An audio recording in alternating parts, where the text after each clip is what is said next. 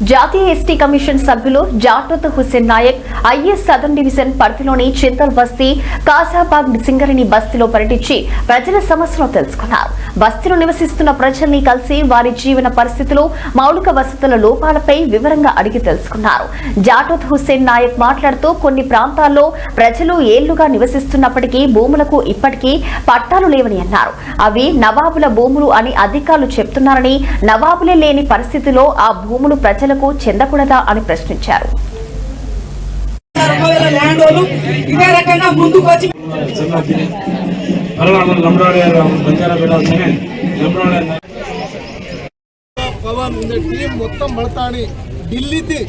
दिल्ली थी गत national ST commission member अपन जाटोत हुसैन भी दिल्ली थी आता अपन समस्या ने मालूम कर लेवनो सामल लेवनो अपन समस्या ने प्रभुत्व दृष्टि लेदा ताणी प्रश्निंचन गट्टिगा आता पट्टा आवतु करनो उदाहरण ने कुछ हुसैन बिया गुరించి खम्मम का तो कोत्तगूडम जिला में ये वही सुसरी गिरा भाई एक लम्बाड़ी वांडी अपना भाई और एक 3 एकड़ को 2 एकड़ समस्या रहे 2 एकड़ समस्या खेती रहे अब को प्रभुत्व में को एक मंत्री थी रहे డిఫరెంట్ కంపెనీలు ఒక దగ్గర పట్టాలు లేవని, ఒక దగ్గర నీళ్లు రావట్లేదని, ఒక దగ్గర రోడ్డు లేదని, ఒక దగ్గర డ్రైనేజ్ ప్రాబ్లం ఉందని, ఒక దగ్గర కరెంట్ ఇష్యూ ఉందని, కొంతమంది ఇల్లే ఇయ్యలేదని కొన్ని కంప్లైంట్లు రావడం ద్వారా నేను విజిట్ చేయడం జరుగుతున్నది.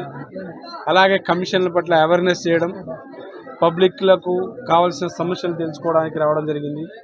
మిత్రమా, చాలా బాధాకరం, చాలా ఇబ్బందికరం. స్వాతంత్రం వచ్చి 78 సంవత్సరాలు అవుతుంది. ఇప్పటికీ కూడా ఇలాంటి బస్తీలు, కాలనీలు ఉన్నాయని నేను నమ్మలేకపోతున్నా. పరిస్థితులు చూస్తే చాలా దారుణంగా ఉన్నాయి. 20 గజాల్లో ఉండడం, ఇల్లు లేక డ్రైనేజ్ బాత్రూంలు 20 గజాల్లోనే మళ్ళీ బాత్రూంలు కట్టుకోవడం, కనీసం కూడు గుడ్డ లేని దుస్థితిలో ఈ తెలంగాణ ఈ బస్తీలు ఉండడం. దానికి నేను వస్తున్నా అని తెలిసిన కమిషన్ ఆల్రెడీ